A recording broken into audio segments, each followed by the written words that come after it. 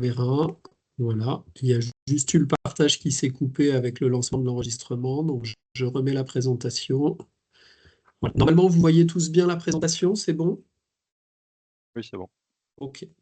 Donc, merci à tous de participer à ce troisième webinaire et troisième session expert dans le cadre de la feuille de route l'IA au service des fabricants de machines et équipements du Grand Est. On est sur un sujet aujourd'hui qui est concentré sur la connectivité à distance et les enjeux de cybersécurité qui vont avec. Donc, on va passer 1 heure et quart en fait, ensemble sur ce sujet. Je vais vous expliquer avant ça un petit peu plus en fait quelques éléments prérequis et surtout vous présenter le déroulé de ce webinaire. Donc juste pour information, vous voyez, les micros sont coupés, le webinaire est enregistré. Puis, si vous voulez bien cliquer sur le QR code, Jérémy va également vous mettre dans le chat et dans la conversation le lien vers un petit questionnaire forum. Vous verrez, il y a une partie qui est plutôt au début du webinaire, une partie qui est à la fin. C'est à chaque fois 3 questions, donc ça va très très vite. Et puis ça permet de pouvoir peut-être ajuster aussi pour d'autres interventions la manière dont on vous présente ces sujets-là. En termes d'intervenants aujourd'hui, donc côté agence, nous sommes 2. Donc Jean-Charles Renaudin qui est responsable sur la partie cybersécurité, moi-même donc qui suis chef de projet sur la partie industrie 5.0 et qui anime cette communauté machine. Et puis 4 intervenants, donc Julien Vrabelli en fait de Mécaterm, Jules Bouzoukian d'Eiffage Énergie Système, pardon, excuse-moi, Youssef Selami d'IDMove et puis Vincent Chartier d'Orange Cyberdéfense. Donc voilà, je les remercie tous les 4 pour le temps qu'on a passé à la fois dans la construction en fait de ce webinaire et puis pour leurs interventions aujourd'hui. Sur le déroulé du webinaire, donc on va en première intention, je vais juste vous redonner quelques éléments de lecture de qui est cette communauté Machine 5.0 et puis des travaux que l'on porte en fait depuis fin 2024, début 2025 sur un sujet qui est celui de l'IA au service des fabricants de machines et équipements. Et on rentrera vraiment ensuite dans le vif du sujet, donc avec un propos introductif en fait de Jean-Charles sur le cadre réglementaire et juridique. Alors vous verrez que là on fera vraiment un focus sur NIS2, on n'abordera pas forcément tout le package de textes avec le Data Act, l'IA Act, le règlement machine, enfin il y a différents textes en fait qui convergent autour de ce sujet-là. On va vraiment là rester concentré sur NIS2, mais on aura l'occasion d'aborder le reste des sujets en fait sur la gouvernance data et le cadre juridique dans d'autres sessions. On rentrera vraiment ensuite dans une logique d'exemple et de présentation. Donc chacun des 4 intervenants vous présentera sa vision du contexte et des enjeux autour de ce sujet, en fait, du déploiement des services connectés. Donc quand on dit services connectés, forcément très très vite, on va rentrer sur des questions de connectivité à distance pour assurer de la télémaintenance dans le cadre du cas d'usage sur la maintenance prédictive qu'on a beaucoup déroulé en fait sur ce début d'année, mais aussi pour d'autres services. Et puis on va nécessairement en fait très très rapidement adresser aussi les sujets des passerelles entre la partie IT et OT et donc les enjeux de cybersécurité qui vont avec. Donc chacun des 4 intervenants vous présentera en première intention sa vision du contexte et des enjeux et comment ce sujet-là en fait se déploie dans son activité. Et puis on fera ensuite un dernier tour de table qui lui est plutôt orienté sur des exemples d'architecture de systèmes d'information. Et donc, comment pour chacun de nos 4 intervenants, qu'est-ce que ça veut dire en fait comme système, comme architecture du système d'information. Et là, vous verrez quelques schémas en fait qui présentent pour chacun la manière dont ce sujet-là se déploie chez eux. Et puis en fin de webinaire, on vous redonnera juste quelques clés de lecture des dispositifs qui existent, soit à destination des offreurs de solutions, soit de manière un petit peu plus large que ça au niveau de la région Grand Est, pour pouvoir en fait sur ces sujets, que ce soit sur les sujets de cybersécurité, mais aussi sur des enjeux autour de l'IA, sur des enjeux d'innovation, d'expérimentation, voire même de sensibilisation et d'acculturation au sujet.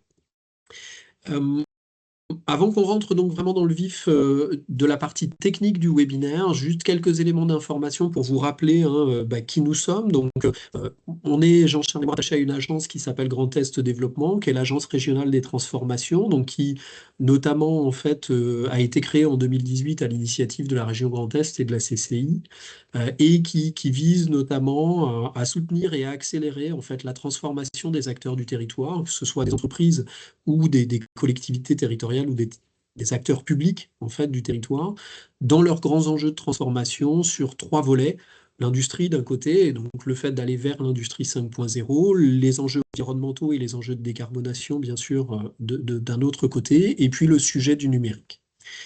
Donc cette communauté machine, si on rentre un petit peu plus dans le détail au sein de l'agence, c'est une communauté qui agrège aujourd'hui 45 fabricants de machines et d'équipements et intégrateurs de robots en fait sur le territoire régional. On estime qu'il y a encore en fait des acteurs qui peuvent nous rejoindre en fait pour continuer les travaux dans cette démarche. On estime qu'il y a à peu près 120 à 140 en fait, fabricants de machines et d'équipements au niveau de la région. Mais vous voyez déjà que vous en avez un certain nombre qui sont repris ici, qu'on a un collectif en fait intéressant avec qui on travaille ce sujet-là. Et puis cette communauté machine de manière un peu plus large, et notamment quand on va rentrer dans différents sujets thématiques, eh bien, elle va pouvoir mobiliser d'autres offreurs de solutions qui sont référencés. Donc aujourd'hui, il y en a 418 au total sur les 3 volets, industrie, numérique, environnement, et plus spécifiquement pour ce qui nous intéresse autour de la feuille de route, on va avoir des connexions fortes avec les offreurs de solutions du numérique, notamment IA, cybersécurité ou nouvelles technologies, RARV par exemple. Avec la digitalisation des process, quand on va connecter en fait finalement des approches IA avec des acteurs qui viennent plutôt en fait proposer des solutions outils ou applicatifs en fait sur le système d'information. Et puis la fabrication additive, puisqu'on a un certain nombre de fabricants de machines qui sont vraiment spécifiquement dédiés à ce procédé.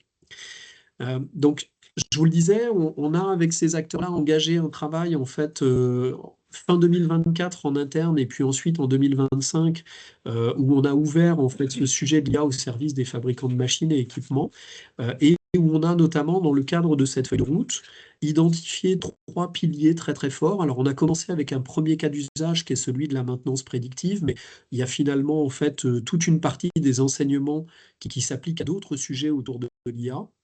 Et donc, on a, dans le cadre des travaux, en fait, avec ce collectif, identifié 3 piliers très très forts pour pouvoir déployer finalement et accélérer l'implémentation des technologies IA pour des fabricants de machines et équipements, qui sont les 3 éléments que vous voyez ici, c'est-à-dire un socle technique avec tout un enjeu de structuration d'une stratégie autour de la data, autour de l'IA et une bonne compréhension et une bonne prise en compte en fait des enjeux cyber, voire une bonne utilisation en fait de ce que peuvent être les opportunités liées à toute l'évolution réglementaire qui est en train de se mettre en place autour de ces sujets-là.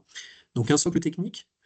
Un deuxième sujet qui est directement lié à ça, qui est un enjeu d'évolution du business model, et donc qui peut être générateur de valeur, puisque si on revient sur notre premier cas d'usage, qui est celui de la maintenance prédictive, ben, on voit bien qu'autour de ces sujets-là, il peut y avoir à la fois une connaissance très forte des machines et des équipements qui sont donc chez les industriels, en fait, qui fabriquent et qui commercialisent ces produits, mais il y a aussi tout un enjeu de pouvoir demain peut-être beaucoup mieux capter et consolider en fait des informations qui sont mises à disposition en temps réel par les équipements pour pouvoir eh bien, déployer des services à destination d'un usager final qui, en l'occurrence, va être l'acteur qui a une ou plusieurs lignes de production implantées sur son site.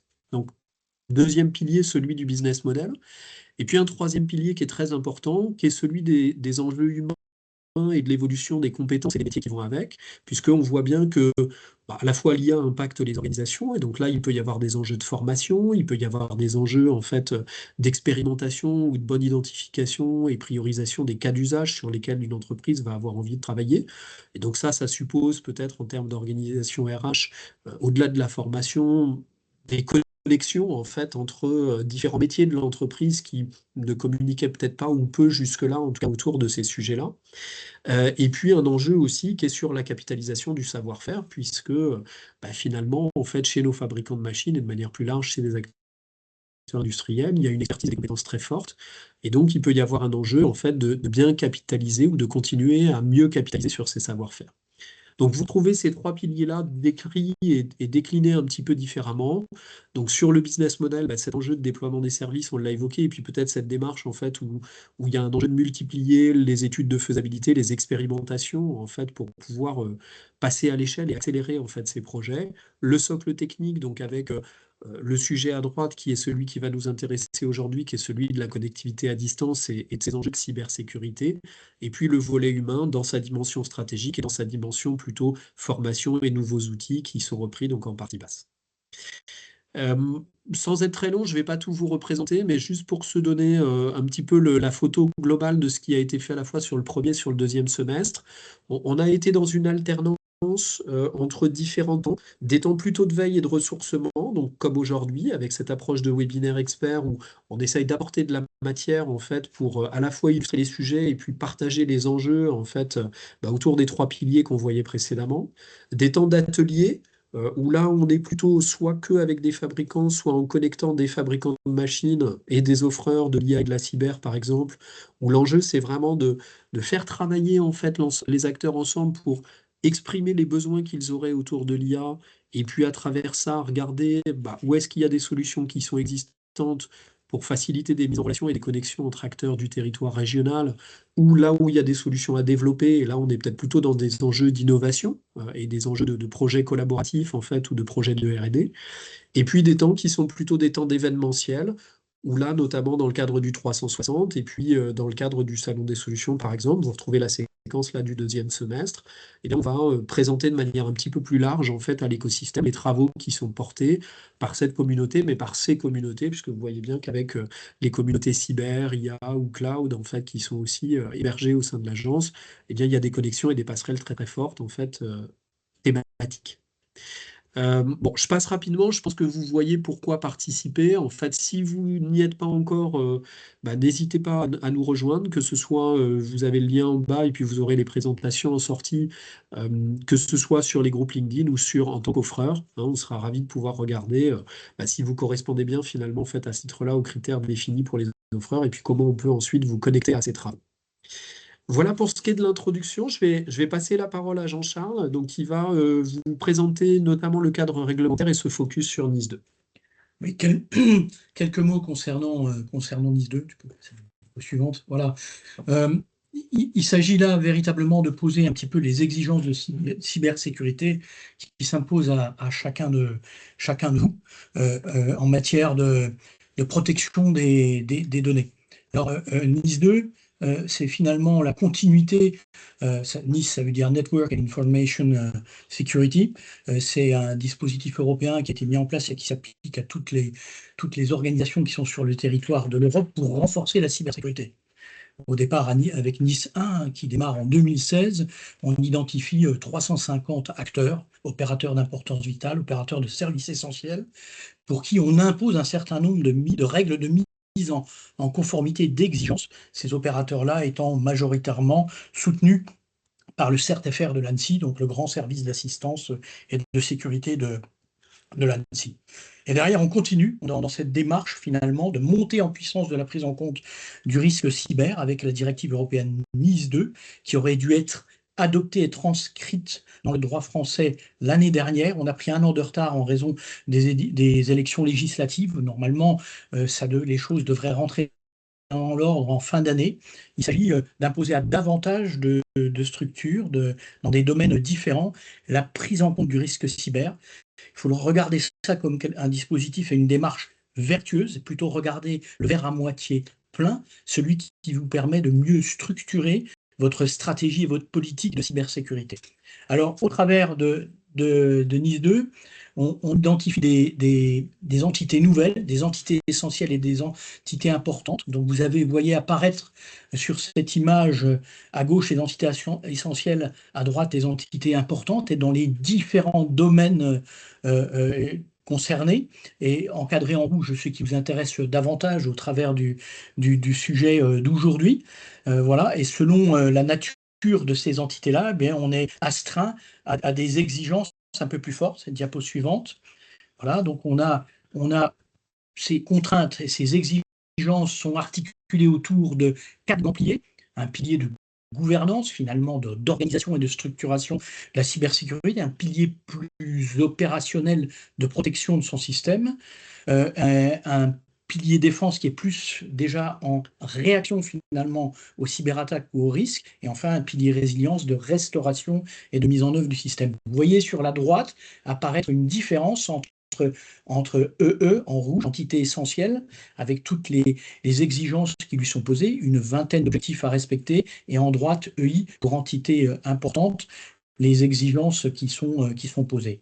Derrière tout ça, finalement, ce qu'il faut retenir, c'est qu'on a un cadre structurant pour la stratégie de cybersécurité. C'est un peu la colonne vertébrale de l'organisation de votre cybersécurité. C'est l'ISO 27001. Alors l'ISO 27001, on ne va pas vous demander forcément d'aller jusqu'à une certification, mais ce qui est intéressant, c'est que cette ISO, elle définit les bonnes pratiques et les bons usages à mettre en place pour se mettre en conformité avec NIS 2. Et on retrouve tout cela. Voilà, oui, c'est bon.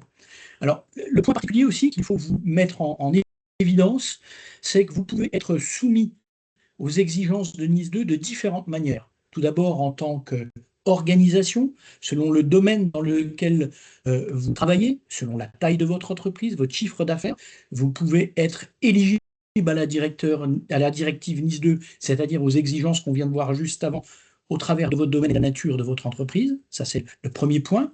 Le deuxième point, c'est quand vous fabriquez des solutions, vous délivrez un service au profit d'entreprises ou d'organisations qui sont soumises aux exigences de cette directive NIS 2, et par rebond, vous pouvez être obligé à prendre en compte ces exigences et donc à établir un contrat et à vous mettre en conformité lorsque vous élaborez une solution ou lorsque vous délivrez un service. Et enfin, le troisième point, eh ben, si vous avez mis en place au profit de structures qui sont désormais éligibles à NIS 2 un outil et donc d'assurer la maintenance, et ben là aussi, vous pouvez être amené à établir un contrat de cybersécurité et à vous mettre en conformité avec ça.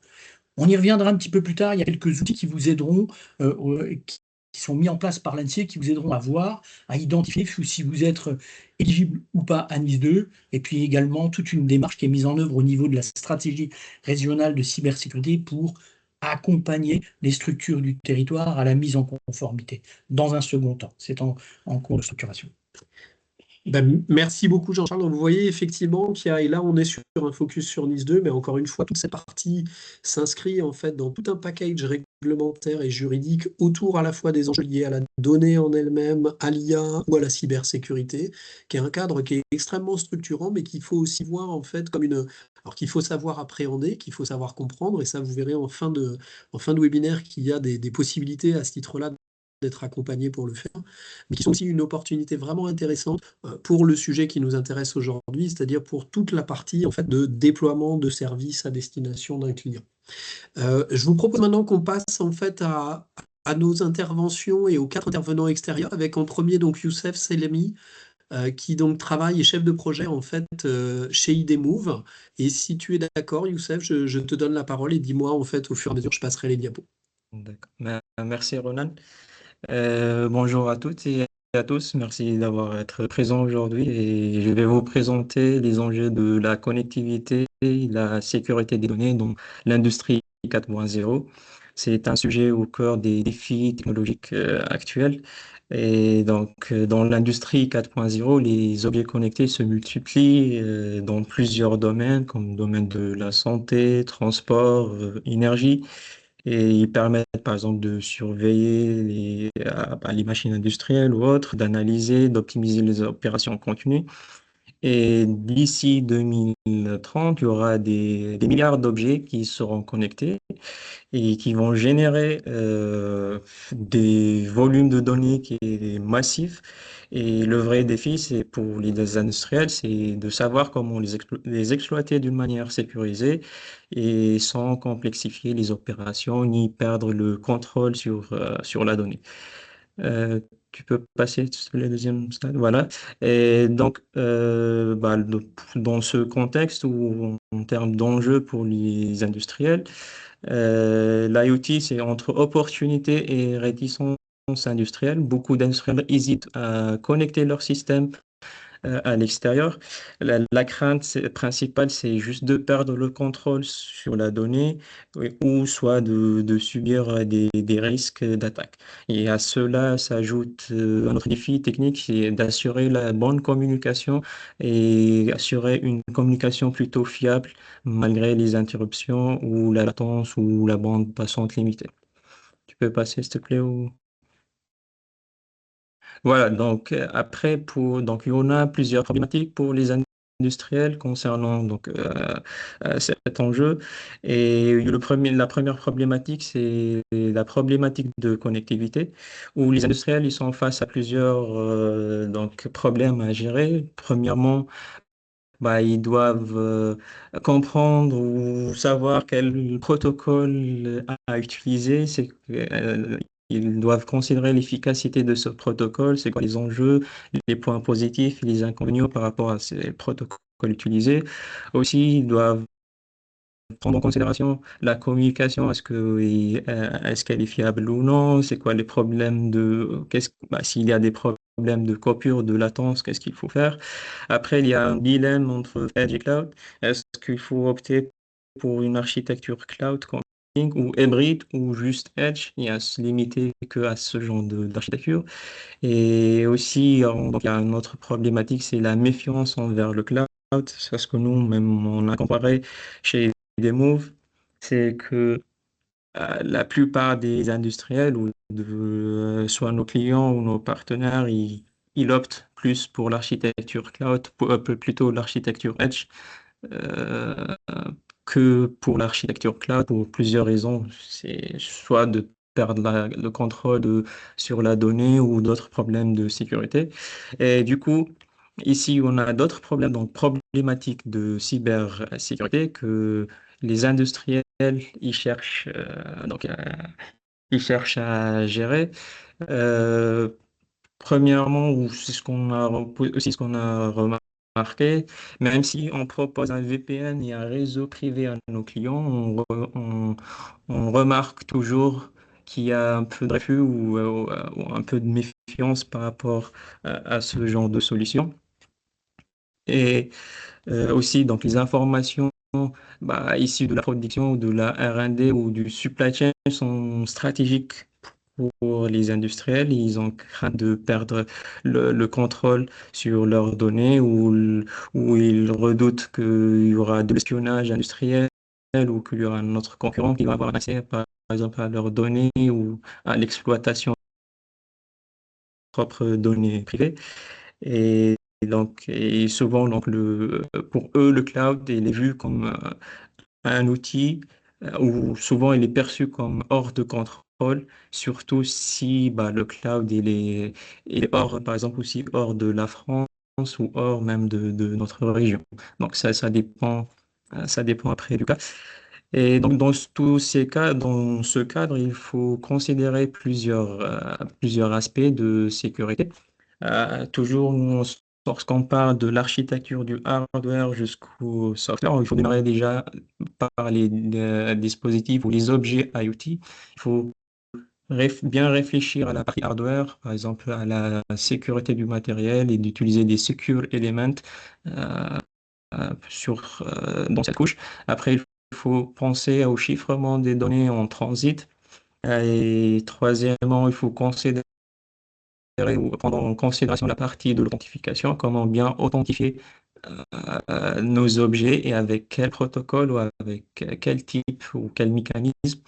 Il y en a plusieurs et il faut vraiment faire toute une étude pour bien estimer toute cette partie. Après, il faut penser à l'intégrité des données et quel algorithme il faut utiliser. Et après, il faut bien définir les règles de gestion de contrôle, qui aura l'accès sur ces données envoyées ou sauvegardées. Et finalement, il faut penser bien sûr à la confidentialité et la protection des données sensibles. Tu peux passer, s'il te plaît? Oui. Non. Et- non, c'est diapo. Pardon. Ouais, c'est bon. Voilà. Donc, pour conclure, entre dilemme de sécurité, confiance et IoT industriel, toujours ce qu'on conclut, c'est les industriels, ils hésitent encore à ouvrir leur système. Pour eux, la priorité, toujours, ça reste sécurité, confidentialité et respect du RGPD. Et nous, notre réponse chez Demo à ce genre d'enjeu, on propose la connectivité privée de 4G plus VPN, plus une flexibilité d'architecture basée sur Edge Cloud ou une architecture hybride. Après, dans la partie architecture, on va détailler un peu ces aspects. Et donc, le bénéfice ici, c'est d'avoir une architecture IoT maîtrisée. On prépare toute notre architecture à l'exploitation de ces données avec nos modèles d'IA ou autres fonctionnalités. Voilà. Merci beaucoup, Youssef. Effectivement, je pense que c'était intéressant pour introduire ce sujet. Je vous propose qu'on passe à l'intervention de Julien Rabelli, donc de chez Mecaterm. Et peut-être quand même sur ça, et vous verrez que ça revient aussi sur les différentes interventions. On voit bien que de manière générale, on va et on aura progressivement une augmentation très très forte de la connectivité. On a les freins qu'on évoquait aujourd'hui à la fois en termes de mise en conformité réglementaire et côté client aussi pour accepter ça, et encore plus quand on a toute une partie de son activité qui peut être à l'export avec des machines un peu partout dans le monde, mais on a quand même une potentialité derrière en termes de déploiement de services qui est extrêmement intéressante. Et si on fait le lien avec la maintenance, et Julien va en parler, qui est un marché qui est quand même avec des perspectives en forte croissance, on voit bien qu'il peut y avoir des enjeux forts autour de la bonne utilisation de ces données aussi en temps réel et pas que des historiques disponibles chez un fabricant. Julien, c'est à toi si tu veux bien. Bon, ouais. Donc, bonjour à toutes et à tous. Je m'appelle Julien Varabelli et je suis responsable des services connectés au sein de la DDSI de Mecaterm. Donc, je vous présente brièvement la société. Donc, Mecaterm est une ETI d'une 60aine d'années. Elle est originaire d'Alsace et nous avons actuellement plusieurs sites répartis en France et en Amérique du Nord. Notre activité a plus de 90% à l'export et nous avons installé un peu plus de 900 lignes dans le monde. Passe à la suite, s'il te plaît. Donc, Mecaterm conçoit, assemble, installe des équipements et des lignes de production automatique avec un cœur de métier dans le domaine de la boulangerie et viennoiserie-pâtisserie. Mecaterm peut livrer des équipements en standalone ou alors des lignes complètes. Basculer à la suite. Donc, comme nous avons toujours été géographiquement éloignés de nos machines ou de nos clients, nous avons installé depuis de très nombreuses années des solutions de télémaintenance sur nos lignes. Cela a commencé par des modems téléphoniques qui étaient uniquement connectés aux automates pour évoluer vers des solutions beaucoup plus performantes. Nous avons une solution de connexion standard, mais nous pouvons aussi être contraints d'utiliser des solutions imposées par nos clients. Et donc, la télémaintenance comporte de nombreux atouts. Cela nous permet de réaliser des diagnostics rapides afin d'identifier les dysfonctionnements, d'avoir aussi une possibilité de guider les équipes locales afin de corriger les erreurs à distance.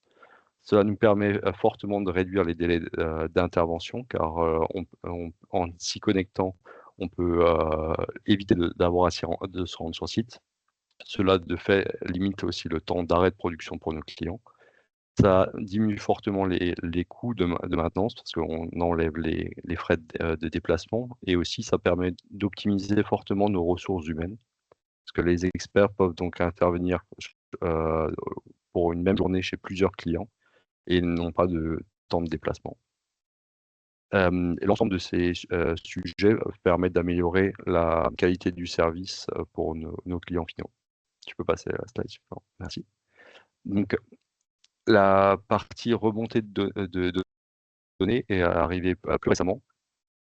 Cela dans le but d'offrir justement pour nos clients un service de supervision, d'intégrer aussi des services de maintenance prédictive, d'améliorer la traçabilité et la qualité de la production, d'offrir à nos clients des données factuelles sur leur performance industrielle en permettant d'optimiser les processus, d'identifier les goulots d'étranglement ou d'inefficacité, d'améliorer de permettre des améliorations continues basées sur des données factuelles, d'être un support aussi à la prise de décision en permettant de leur donner accès à des tableaux de bord et des indicateurs clés, et d'aider aussi à la gestion multisite et à distance, parce que nous faisons face à de plus en plus d'industriels et de groupes industriels qui sont basés aussi un peu partout dans le monde. Je vais passer à la suite si tu veux. Donc, ces services, que ce soit la télémaintenance ou la remontée de données, ne sont malheureusement dépourvus de contraintes ou de risques. Il n'existe pas de solution universelle. Les solutions sont souvent incompatibles entre elles.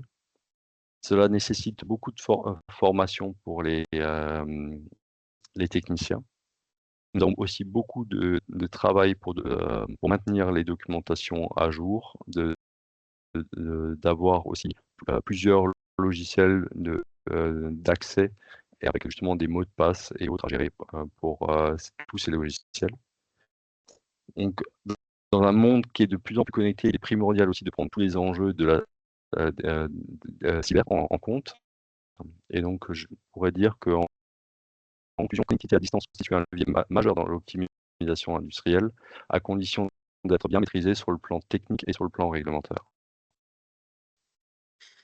Oui, ben, effectivement, merci beaucoup Julien pour cette partie aussi introductive et peut-être, moi, en écoutant et en préparant, on pourrait aussi évoquer des éléments qui sont sur la meilleure maîtrise de la réduction des consommations énergétiques, parce qu'il y a aussi des passages forts entre la maintenance prédictive en fait, et la bonne maîtrise de la consommation, en tout cas une approche de réduction en fait, donc, de stratégie de décarbonation en fait, de clients autour de ce sujet en fait, des consommations énergétiques. Et puis on pourrait aussi citer l'exemple en fait, du rétrofit anticipé ou d'approche de service à ce niveau-là, où on peut assez vite imaginer en fait, pouvoir mieux proposer ou mieux anticiper en fait, par rapport à des habitudes de fonctionnement d'un client, le rétrofit d'une machine, ou l'amélioration ou l'ajout de fonctionnalités en fait, sur une machine. Merci beaucoup. Donc, je vous propose de passer à l'intervention de Vincent Chartier d'Orange Cyber Business, donc Cyberdéfense, pardon, avec même chose, la présentation et la vue sur le contexte et les enjeux côté Orange. Bonjour Vincent, à tous. si tu veux bien. Oui, bonjour à toutes et à tous. Donc de mon côté, je m'occupe de structurer l'offre de cybersécurité industrielle chez Orange Cyberdéfense. De mes deux confrères qui vous ont présenté leur activité, nous on est un pure player de la cybersécurité. On n'est pas un industriel en tant que tel. Par contre, on a des opérateurs sur le terrain pour adapter les mesures de sécurité au terrain. Le point qui est important de notre côté, c'est qu'il y a deux tendances majeures qu'on voit dans la bouche de nos clients sur 2025. C'est la cartographie, la visibilité des actifs, pour reprendre un peu dans les équipes cyber le contrôle de ce qui se passe sur l'environnement industriel. Et c'est l'accès distant sécurisé. On sait aujourd'hui que l'accès distant sécurisé, enfin l'accès distant tout court, il n'a pas attendu la cyber pour être mis en place, parce que comme le disait Julien juste avant, ça permet d'optimiser les déplacements des techniciens, etc. Maintenant, la réalité, c'est que ces environnements-là, ils sont déployés, mais souvent peu maîtrisés d'un point de vue cyber. On n'a pas forcément la liste de qui se connecte, quand, comment, et en termes de traçabilité, on se rend compte qu'on est en général aveugle. Et nous, quand on voit l'état de la menace dans les centres de détection sécurité, on se rend compte que souvent la menace, elle arrive dans l'équipement est vulnérable, parce que les comptes étaient partagés, et on comprend les problématiques des intégrateurs industriels, mais aussi des clients. Je peux passer au slide suivant. Par rapport à ce que disait Julien juste avant, aussi, un élément qui est important, c'est que, en fait, chacun ne voudrait pas les contraintes des autres. C'est-à-dire que les clients, ils ne veulent pas être contraints par les outils proposés par les fournisseurs de solutions.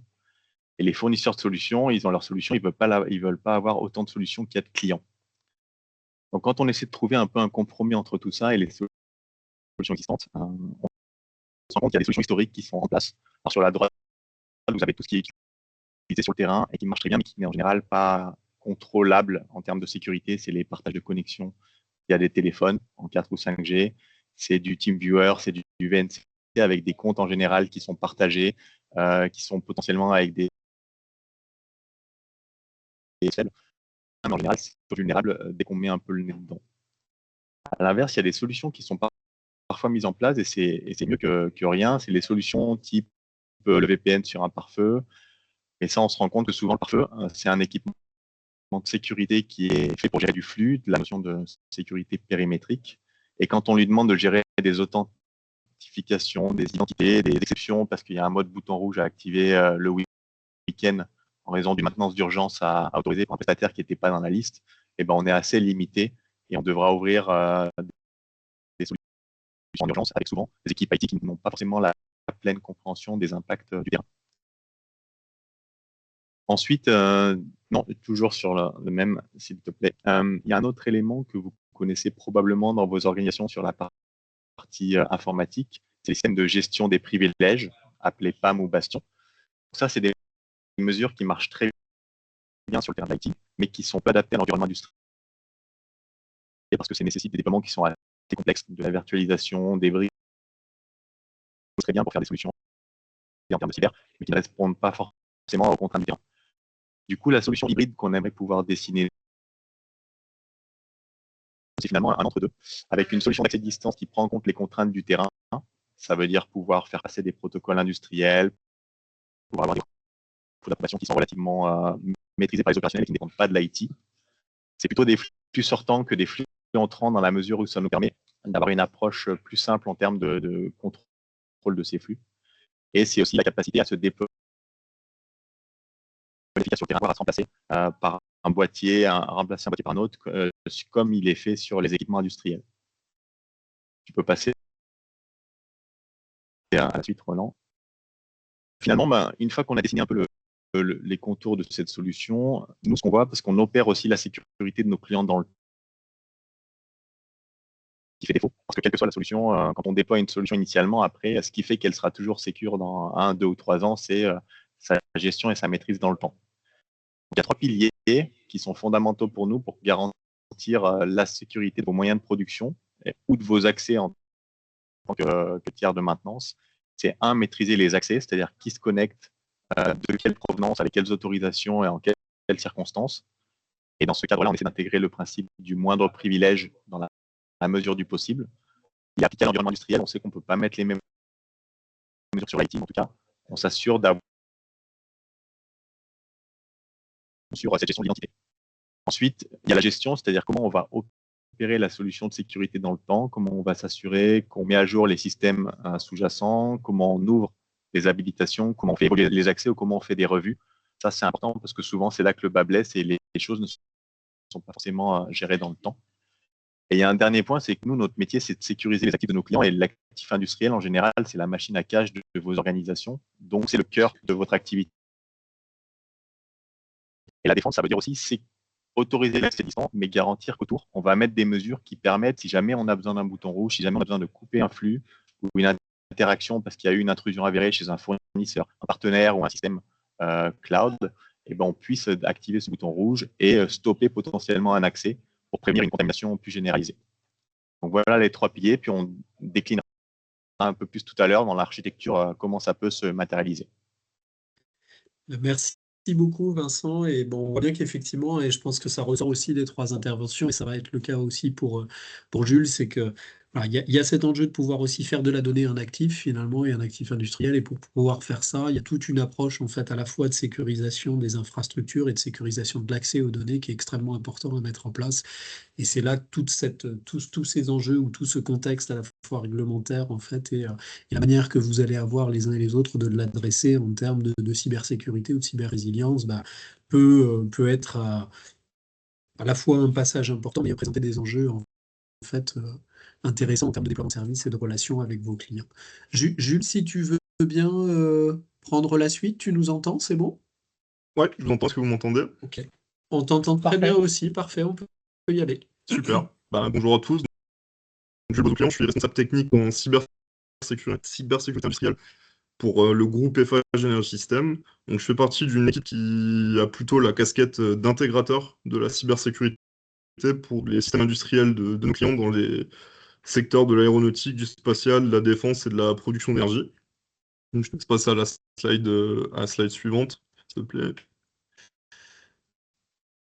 Super, merci. Donc, sur ma slide, on va retrouver plus ou moins les mêmes constats que les précédents intervenants. Hein. Les besoins de nos clients, ça va être principalement de la maintenance prédictive, de la télémaintenance et du dépannage, des mises à jour à distance pour assurer le maintien en conditions de sécurité des installations et de plus en plus le big data aussi. Donc, on peut passer à la slide suivante. Le constat, donc, ce qu'on retrouve souvent chez nos clients, nous, c'est que on fait face à des systèmes qui sont obsolètes et qui sont vieillissants. On retrouve souvent des accès à distance qui ne sont pas sécurisés, principalement pour des accès à distance sur de la maintenance ou de la supervision des équipements et qui disposent très souvent de protocoles pas forcément adaptés pour ce genre d'activité. Du système ou même les interconnexions les différents équipements, bah, elle est manquante, on ne la retrouve pas. On a des flux d'informations et de données qui sont souvent mal identifiés ou mal communiqués aussi par les fabricants de machines, ce qui complique aussi la compréhension de l'architecture globale et qui rend du coup la détection d'anomalies un peu plus difficile quand on a des problèmes. La menace via chaîne d'approvisionnement, on se rend compte que le fabricant de machines, il fait partie de la chaîne de valeur chez les industriels avec qui on travaille, et que les accès à distance peuvent ou ont pu servir de porte d'entrée pour une cyberattaque. Et sur l'aspect humain, on se rend compte que souvent les équipes, les équipes opérationnelles chez notre client manquent cruellement de sensibilisation à la cybersécurité. On a aussi un gros manque de communication entre les équipes industrielles et les équipes IT, qui complique un petit peu la tâche. Et très souvent, on a aussi un cadre de gouvernance qui est pas défini ou peu défini, et donc c'est assez difficile de savoir qui est responsable de quoi. Et donc sur les enjeux d'accès à distance, ça peut compliquer la tâche quand on intervient chez certains clients.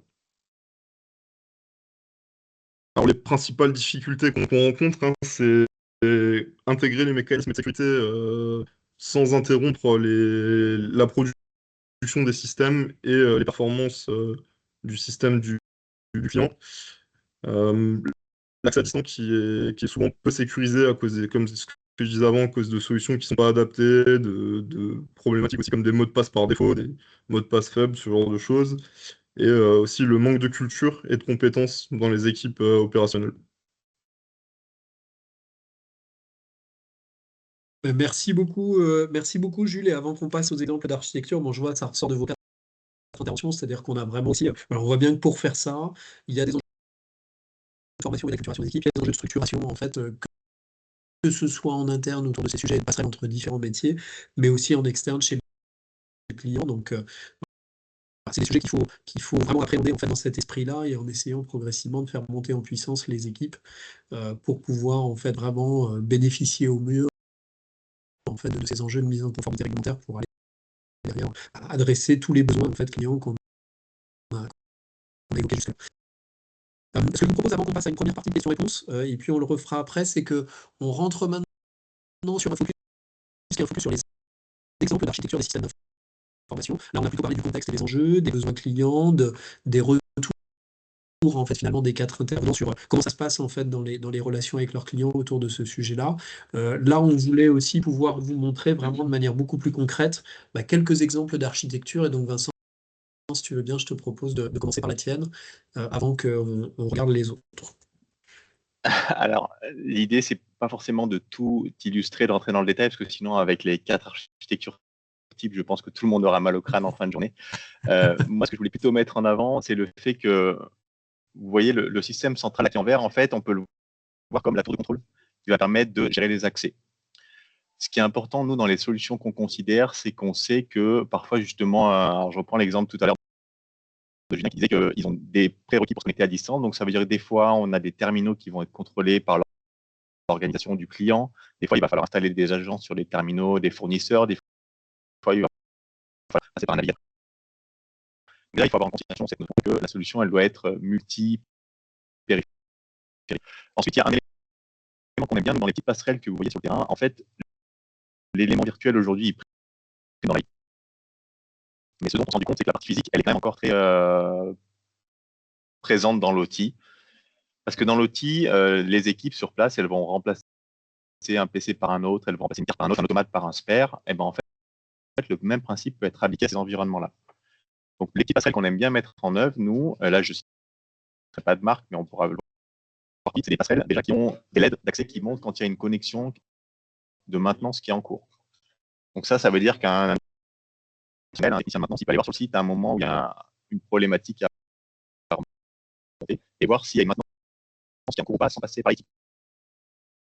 C'est aussi un système, par exemple, tout bêtement de rendre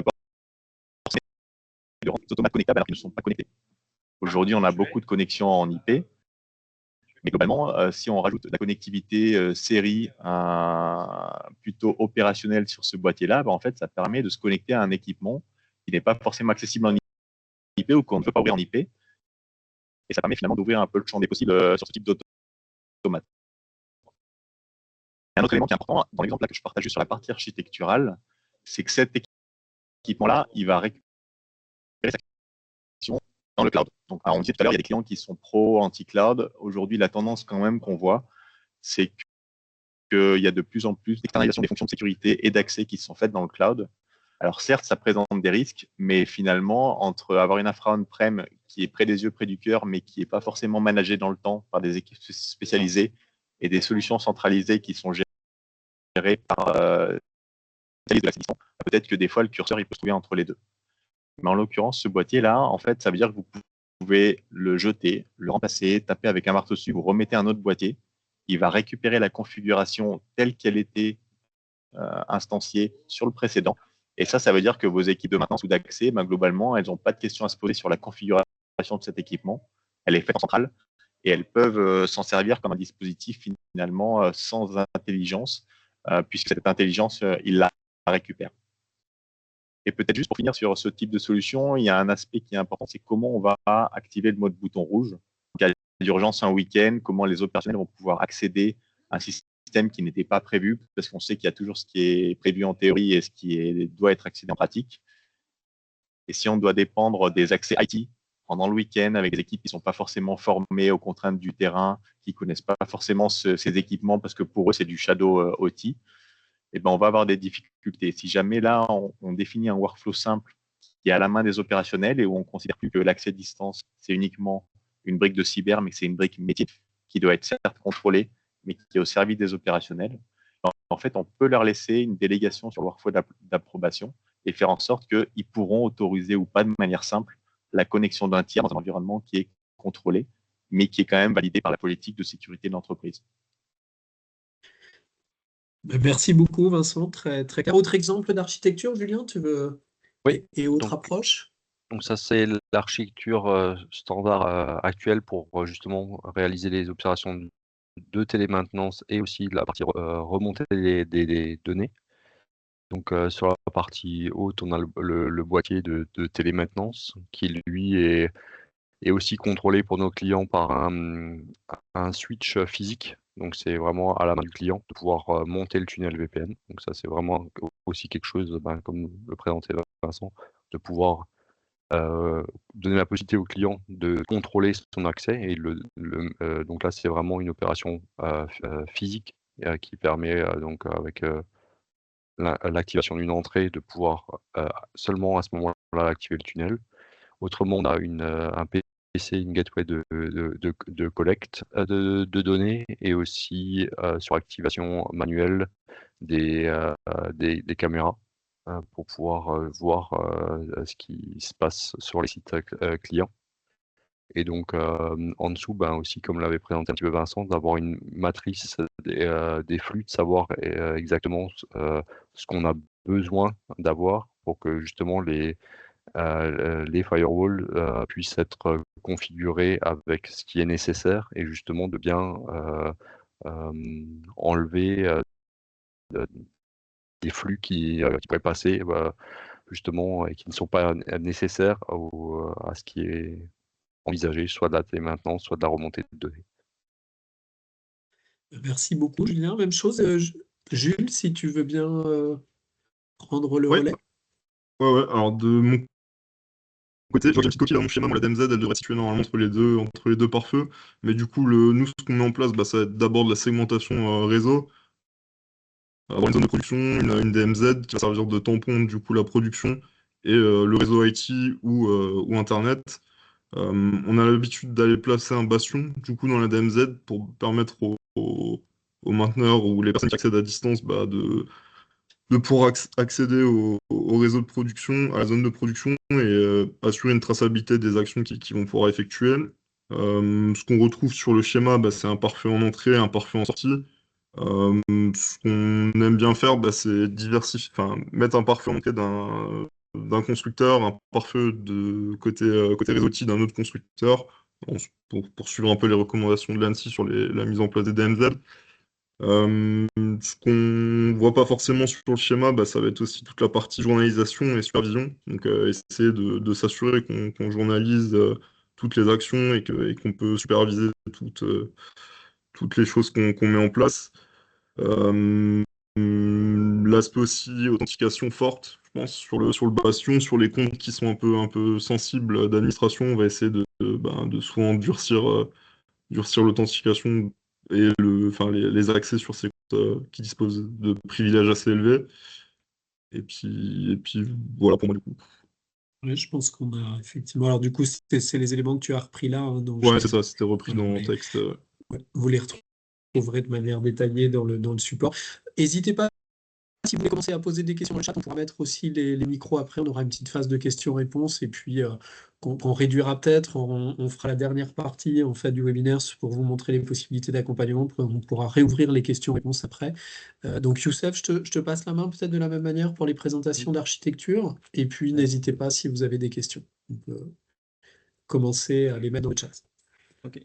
Pareil, donc côté Edemove, nous avons notre propre objet plutôt développé chez Edemove avec notre propre aussi protocole. Pour la télémaintenance, notre carte ID générique.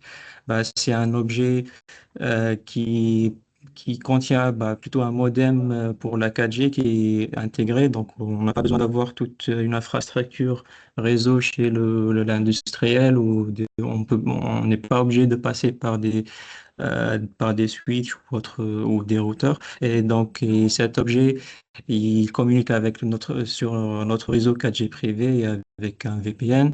Aussi, il permet de collecter, par exemple, la donnée, ou plutôt de gérer les capteurs à distance, par exemple, ou même en cas de panne. On peut faire les mises à jour aussi, le suivi par exemple, l'état des batteries, d'appliquer même des modèles d'IA qui sont intégrés sur le boîtier. Donc, ça dépend du cas d'application et ça dépend où on déploie cette carte. Tu peux passer, s'il te plaît, dans le diapo Bien suivant. sûr. Et donc, par exemple, ici, on a un cas concret pour le déploiement de notre solution en termes dans un environnement cloud pour la maintenance prédictive ou même pour la gestion ici des flottes ou peu importe l'équipement pour équiper déjà par les Secure Elements. C'est une recommandation très forte par rapport aux équipements IoT qu'il faut utiliser. Et ces Secure Elements, ils permettent de garder d'une manière sécurisée les clés pour le chiffrement qui sort jamais de l'équipement IoT. Et ça permet après d'utiliser les systèmes de certification, où ça dépend du cas d'usage. Et après, comme vous voyez ici juste à gauche, on notre hardware qui passe à travers le réseau 4G privé et remonte la donnée vers nos serveurs Edemove. Et juste pour noter que Edemove a son propre data center qui est basé ici à la région du Grand Est. On est aussi un offreur de services de cloud et la donnée elle est stockée chez nous et elle est redondée aussi chez nous dans la région Grand Est. Elle ne sort jamais ni aux États-Unis ni ailleurs.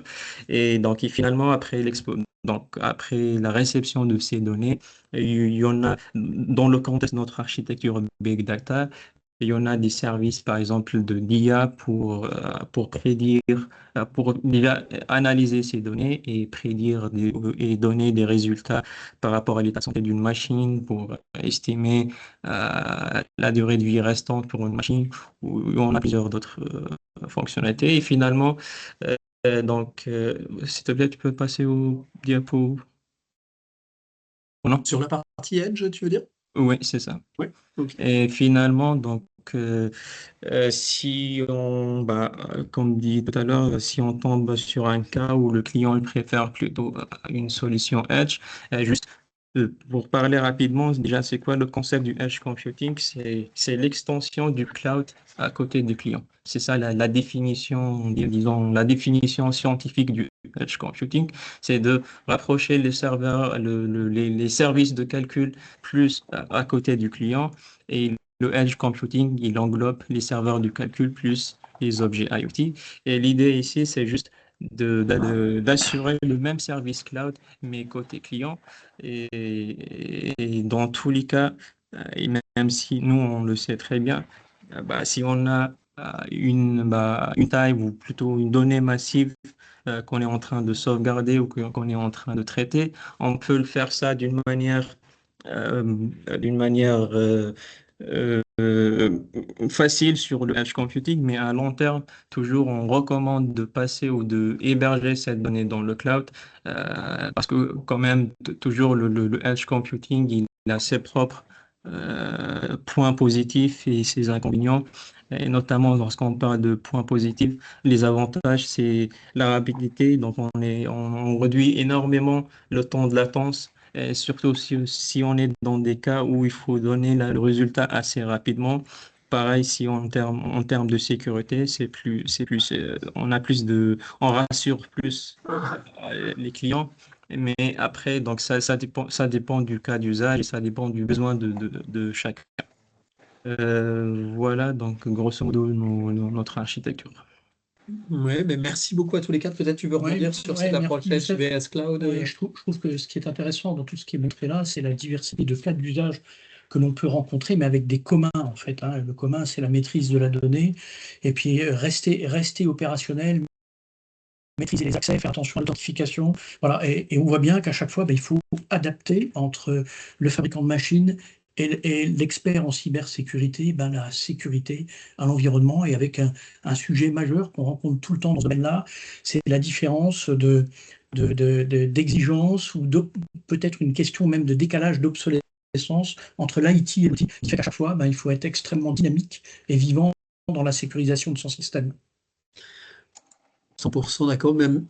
Alors, avant qu'on passe peut-être à la suite et à la manière et au dispositif dont vous pouvez bénéficier, soit en tant qu'offreur, soit en fait de manière un peu plus large que ça, en fait, pour les entreprises et les industriels régionaux. Et est-ce qu'il y a éventuellement quelques questions que vous souhaiteriez les uns ou les autres adresser, auquel cas, si ça ne vous dérange pas de lever la main et d'ouvrir vos micros dans l'ordre?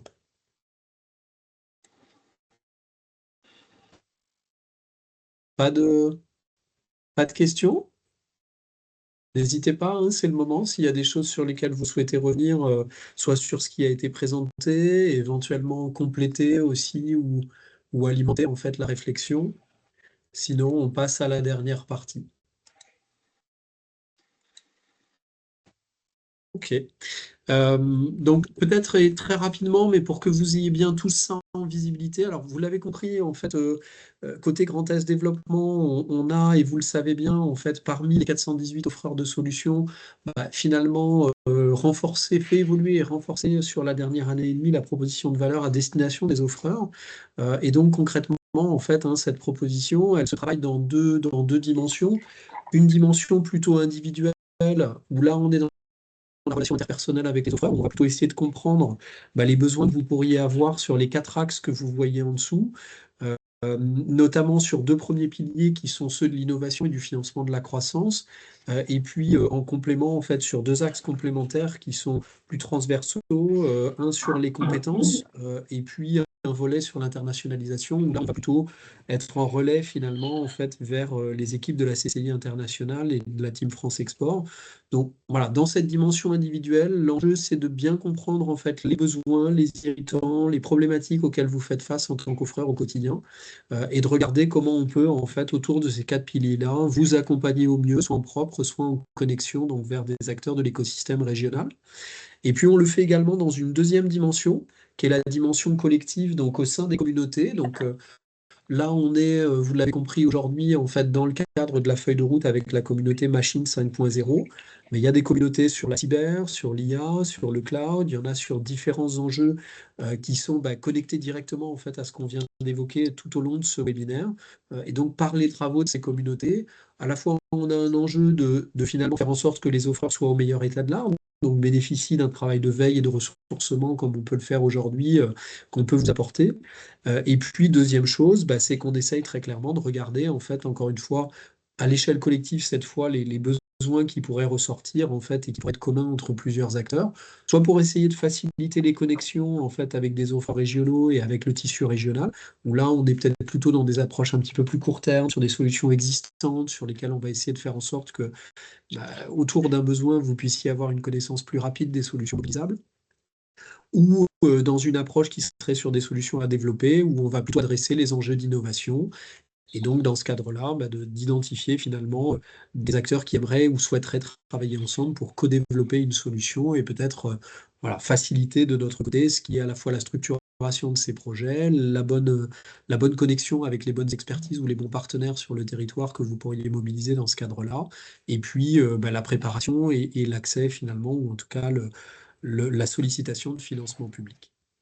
Donc vous retrouvez cette idée ici, vous avez le lien pour ceux qui ne seraient pas référencés pour pouvoir nous rejoindre, et puis un détail aussi un petit peu une illustration par 4 questions de ce que ça peut vouloir dire. Peut-être ce que je peux compléter que j'ai pas dit là, c'est que sachez qu'on est également partenaire d'un dispositif en fait qui est un projet européen qui s'appelle le DIH Grand Est, dans lequel on peut vous aider à la fois dans des démarches de formation autour des sujets de l'IA, autour des sujets de la cyber, mais sur lesquels on peut aussi en fait mobiliser potentiellement du soutien sur des phases d'expérimentation et de POC. Voilà, donc n'hésitez pas. On peut, dans le lien aussi avec les équipes de la CCI, bien évidemment, à ce niveau-là, voir comment on peut vous inscrire dans ce programme et dans ce dispositif. Et puis, je passe la main à Jean-Charles sur le volet cyber. Quelques mots sur l'appui de la communauté de cybersécurité au profit de la communauté machine, en mettant en évidence quelques dispositifs régionaux et nationaux qui peuvent compléter la démarche. Tout d'abord, la mise en place d'un parcours de transformation piloté par la région, avec un diagnostic à 360, un diagnostic technique avancé en cybersécurité, ensuite un plan d'action à mettre en œuvre avec la possibilité d'aller vers des modules transformants qui prennent en compte justement la mise en conformité avec la directive européenne NIS 2 à venir, et un avant-projet détaillé qui permet à l'entreprise d'être accompagnée, et avec une partie du financement, un financement partiel de la région pour accompagner cette démarche. Le deuxième point, c'est la mise en évidence d'un scan de prévention qui est armé, qui est mis en œuvre par le Centre régional d'assistance aux victimes de cyberattaques. C'est un scan de vulnérabilité qui permet de faire de chasser les vulnérabilités visibles à partir d'Internet en surface. On ne dépose pas de charge sur un système d'information. On voit à travers des différentes adresses IP que vous pouvez communiquer qu'est-ce qui serait visible, et déjà qui donne une première idée, si vous voulez. C'est un peu comme une prise de sang ou une radiologie de votre niveau de cybersécurité, de maturité, à partir de ce que l'on voit sur le net. Voilà, c'est une levée de doute, c'est un scan qui est gratuit, mis en œuvre, on peut le faire plusieurs fois, mis en œuvre directement par le centre de réponse aux cyberattaques. Donc par ce lien que vous avez sur la diapositive, vous pouvez solliciter la mise en œuvre d'un scan. Vous avez un outil qui a été développé pour les toutes petites structures par l'ANSSI, c'est un dispositif qui s'appelle Mon Cyber, qui est un diagnostic simplifié, fait à l'aide d'être d'aidants qui sont identifiés sur le territoire du Grand Est, voilà, au travers de ce lien là aussi, et c'est un autodiagnostic donc appuyé par un référent qui est simplifié, qui est court, mais qui vous donne aussi un plan d'action et les 6 premières mesures à mettre en œuvre pour améliorer la cybersécurité de votre système. Évidemment, en cas d'attaque, en cas d'incident, il y a le centre Grand Est Cybersécurité Assistance, celui qui porte le scan de vulnérabilité, le point 2, qui est un dispositif gratuit, qui est là avec des opérateurs pour vous répondre pendant les heures ouvrées. Il y a même un dispositif d'accompagnement en cas d'urgence la nuit avec certaines 4 opérateurs, offreurs de solutions de cybersécurité qui peuvent vous accompagner si c'est une urgence la nuit, le week-end, les jours fériés. Donc voilà, ce centre met aussi en œuvre donc le scan de vulnérabilité. Vous accompagne aussi dans les démarches de judiciarisation avec une relation avec la police et la gendarmerie. Il vous aide à préparer le dépôt de plainte s'il y a un incident, mais en relation avec la police et la gendarmerie. Il vous accompagne également dans les déclarations auprès de la CNIL. Le point 5, c'est la mise en évidence de tous les offreurs de solutions de cybersécurité, dont ceux qui étaient présents aujourd'hui, qui sont intervenus et qui sont identifiés, cartographiés au travers du site Grand Est Développement, et donc vous pouvez trouver toutes les coordonnées au travers de cette structure. Il y a une 60aine de structures qui sont référencées et un peu pas loin de 200 qui sont intégrées. Mais on fait une différence avec les structures référencées qui, elles, possèdent véritablement des certifications fortes pour vous et pour lesquelles qui vous offrent des garanties en accompagnement de cybersécurité. Un petit focus sur le guide pratique de cybersécurité pour les entreprises qui a été créé, c'est le point 6, qui a été mis sur pied par cette communauté. et qui vous donne des indications et qui rejoint tout ce qui vous a été dit aujourd'hui. Vous pourrez vérifier, vous verrez, c'est intéressant. Et d'ailleurs, certains des participants ont participé, ont contribué à la rédaction de ce livre blanc, ce guide pratique sur la cybersécurité. Puis enfin, le dernier point, point 7, c'est je vous renvoie sur le site de l'ANSSI, qui est un site qui vous permet de vérifier si votre organisation, votre structure, en fonction de son domaine, en fonction de sa taille, est éligible ou pas à NIS 2. Voilà, donc tous ces dispositifs sont là pour vous accompagner. Enfin, dernier point, et c'est demain, c'est la semaine prochaine, c'est le 22, et ben c'est le lancement du campus cyber-régional, le hub Grand Est cybersécurité. Voilà, avec un événement de lancement qui aura lieu donc le 22 octobre à 14 h à Metz. L'idée, c'est de fédérer tous ces dispositifs que l'on a montrés avant, se mettre au plus proche du territoire, de répondre à l'ADN de chaque territoire, de chaque structure, avec des pôles d'excellence territoriaux qui sont déployés sur le territoire. Il y en aura 3, et à terme, on espère beaucoup plus, 6, ce qui vont permettre de vous accompagner, de renforcer votre cybersécurité, de vous mettre en conformité avec toute la réglementation générique pour structurer votre cybersécurité et réglementation de sécurité propre à votre métier. Voilà, dispositif complet. Merci beaucoup pour ce. Alors, je vois qu'il y a 2 questions rapidement. Donc, comment accéder aux liens? On vous transmettra la présentation et donc vous aurez les liens actifs dans ce cadre-là. Si ça ne fonctionnait pas, n'hésitez pas, il suffira avec avec mon adresse, vous pourrez m'envoyer la demande en fait et je vous transmettrai les éléments. Et puis, pour la question de Fabrice Conti, donc effectivement, le lien du replay vous sera transmis dans le mail de remerciement qui va être envoyé par Jérémy Massoué, par nos équipes communication, là, après le webinaire, donc soit ce soir, soit demain. Si vous avez encore une petite minute, si vous voulez bien en fait répondre à la fin des questions sur l'après-webinaire, vous avez les 3 premières en début, si vous voulez bien compléter les 3 dernières. S'il y a d'autres questions, n'hésitez pas, c'est le moment de le faire, on a encore un petit peu de temps, nos intervenants et nous sommes là aussi avec Jean-Charles pour pouvoir y répondre. Moi je remercie très chaleureusement encore une fois nos 4 intervenants, à la fois dans les phases de préparation et puis dans la phase aujourd'hui en fait en direct. Vous l'avez vu, il y a des enjeux forts autour de ça, il y a une évolution, il y a une réglementation, il y a un cadre juridique en fait sur cet environnement de manière large, à la fois de la protection des données, de la protection des infrastructures qui se déploie en fait de manière assez importante là depuis quelques années maintenant. Il y a un enjeu de mise en conformité par rapport à ça, très clairement. C'est aussi, et on le voit, et j'espère que vous l'avez vu à travers les interventions, c'est aussi en fait des opportunités intéressantes à bien regarder pour tout ce qui va permettre demain d'aller en fait augmenter la connectivité, la possibilité en fait de faire de la donnée en actif en fait finalement et de pouvoir plus facilement accéder à ces données en fait produites ou mises à disposition en temps réel par les machines et par les équipements. Et ça forcément, ça fait le lien en fait à la fois avec notre feuille de route sur l'IA et avec le cas d'usage sur la maintenance prédictive, qui a été le premier cas d'usage choisi donc en 2025 par cette communauté machine, puisque vous avez vu par toutes les illustrations qu'on a eues avant, le fait que nécessairement l'accès à la donnée en fait est important, que ce soit des données historiques qui sont souvent plus facilement disponibles ou accessibles, même s'il peut y avoir là aussi des enjeux à la fois de stratégie par rapport à cette approche autour de la donnée, et puis de la capacité à les nettoyer, à les collecter, à les agréger de manière intéressante par rapport à des phases d'optimisation en réponse à un ticket de maintenance par exemple ou autre. Mais il y a aussi cet enjeu de captation de données en temps réel donc, que j'évoquais, où là on peut venir élargir considérablement en fait les possibilités de déploiement de services à destination des clients. Et donc voilà, c'était l'enjeu du webinaire aujourd'hui. S'il n'y a pas d'autres questions, et j'en vois pas dans le chat, il me reste à tous vous remercier pour votre participation. Et puis on reste à votre écoute et à votre disposition pour pouvoir poursuivre les travaux sur ces sujets.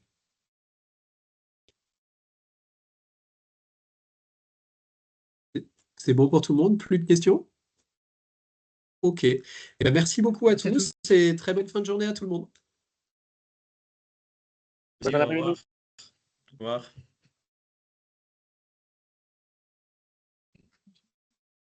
Au revoir.